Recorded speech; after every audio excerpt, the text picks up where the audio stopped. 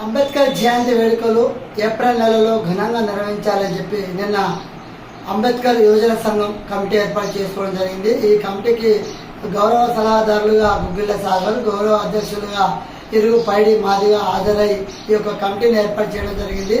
ములుగు జిల్లాలో మరియు అంబేద్కర్ జయంతి వేడుకలు ఘనంగా నిర్వహించాలని చెప్పి సంఘ నాయకులు అయితే తెలియపరిచారు. మొన్న జరిగినటువంటి జగజీవన్ రావు జయంతి వేడుకల్లో కొన్ని అసౌకర్యాలు, కొంతమందికి కుల సంఘాలకు ప్రజాప్రతినిధులు తెలియపరచలేదని చెప్పని కొంత ఆగ్రహానికి లోనైన విషయం తెలిసిందే.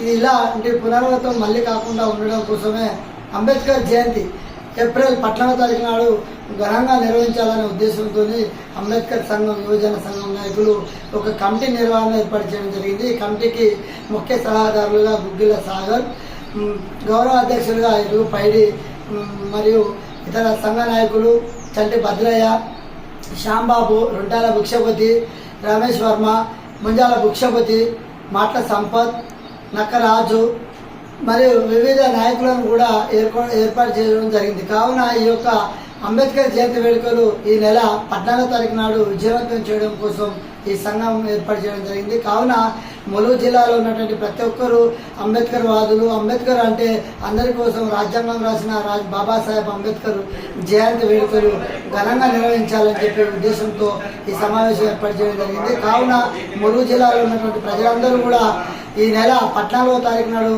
నిర్వహించే అంబేద్కర్ జయంతి వేడుకలకు అందరూ అంబేద్కర్ విగ్రహం వద్దకు చేరుకొని అంబేద్కర్ విగ్రహానికి పూలమాల వేసి అనంతరం కలెక్టర్ కాన్ఫరెన్స్ హాల్లో సమావేశం ఏర్పాటు చేసి జయంతి ఉత్సవాలు నిర్వహించడం జరుగుతుంది. కావున ములుగు జిల్లా ప్రజలందరూ హాజరు కావాలని చెప్పి ఈ ఉత్సవ కమిటీ సభ్యులు అయితే తెలియపరిచారు.